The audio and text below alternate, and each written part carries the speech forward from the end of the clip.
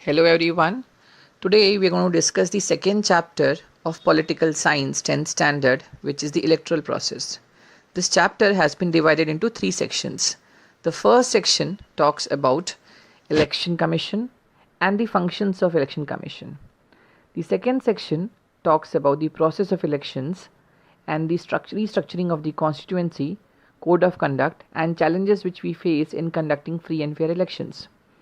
And the last part talks about electoral reforms and certain key words such as nota, general elections, midterm elections, and by-elections. Let us start with the first part. Let us understand in the first part what is elections. Elections have played a very important role in India's democracy. As I told you in the last lecture, that universal adult franchise or the right to vote is a core of democracy. Hence, democracy can be substantiated through elections. Elections means we are able to vote for our representative. Now, free and fair elections is a very important part. This also means that different political parties get an opportunity to rule. Policies of government and life society also changes. We normally expect the representative we elect should be efficient, honest, and trustworthy, and they should respect the opinion of the people. In India, there is a democracy which is called as representative democracy. It means that we select our leaders, and our leaders represent us in the parliament or the state legislature. That is, the election we hold, we select a representative, and those representatives form our government, and they are responsible to the people.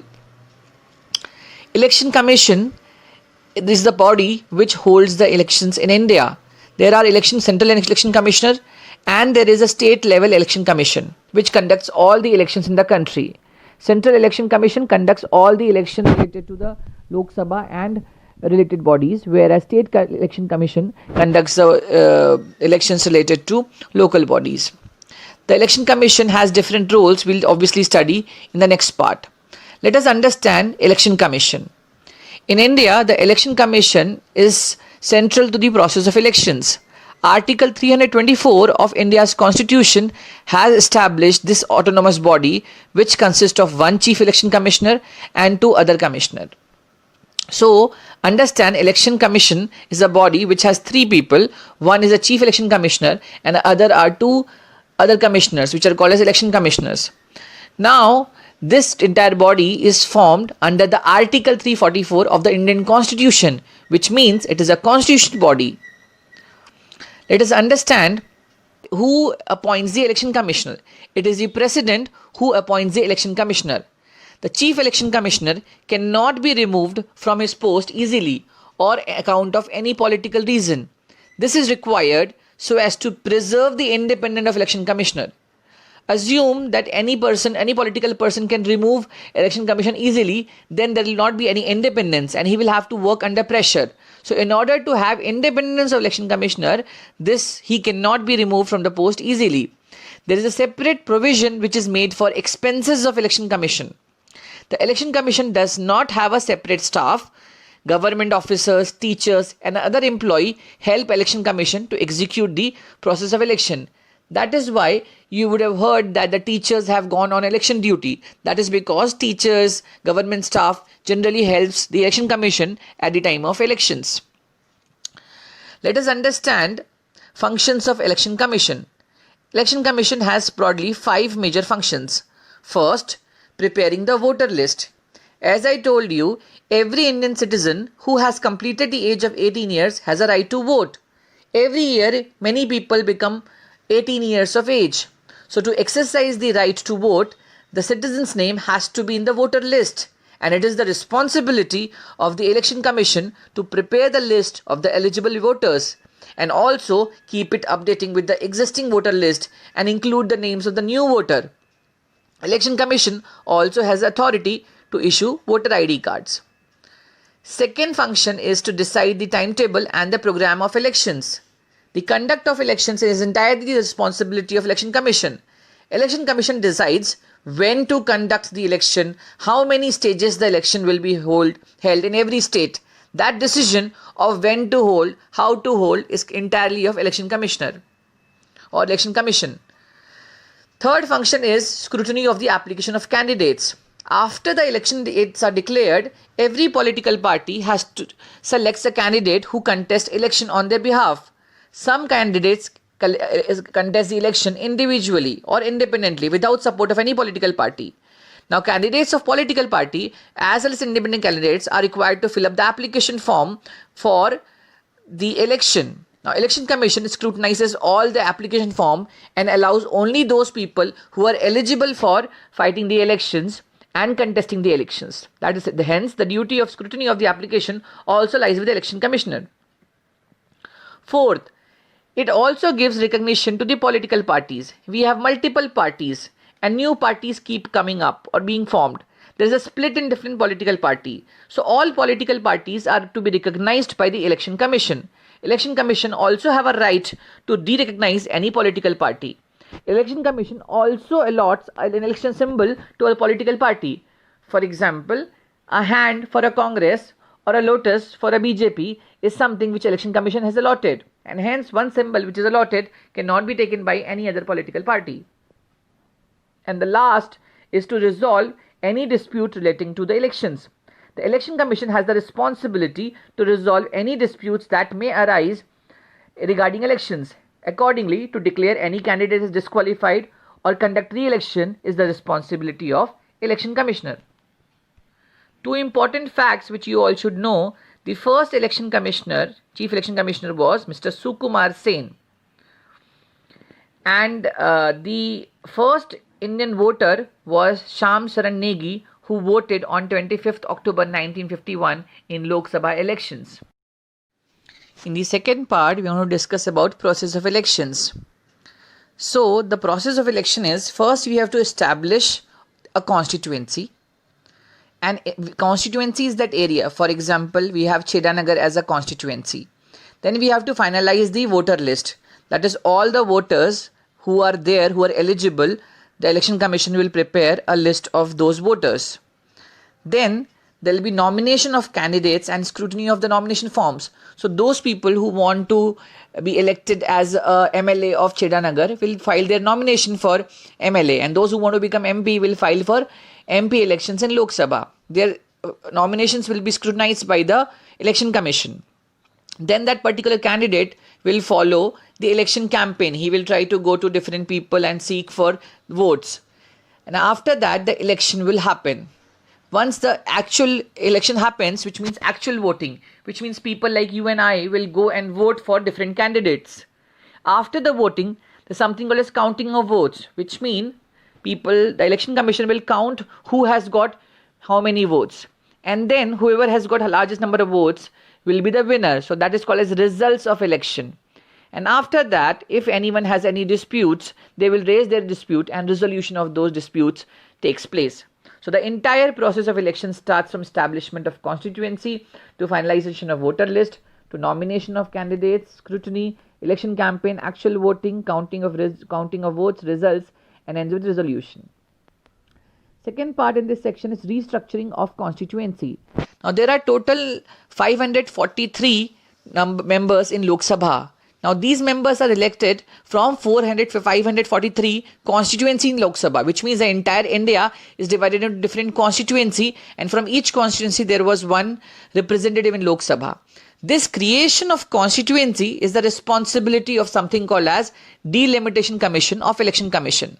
So Election Commission has a part which is called as Delimitation Commission, which does this exercise. The idea is it has to ensure that all the constituency has nearly equal number of voters, and this is what is done by Delimitation Commission. Now there is something called as Code of Conduct. To ensure free and fair elections in India, the Election Commission has adopted several measures, and the Code of Conduct is one of those measures.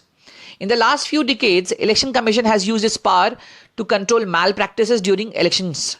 The Code of Conduct is like how we have that we should not talk wrong about other people. We should not lie. Similarly, the election commission has this code of conduct that during election campaigning you should not talk about religion, you should not talk about seek votes on wrong grounds, you should not pay money to take votes. All these things are mentioned in code of conduct.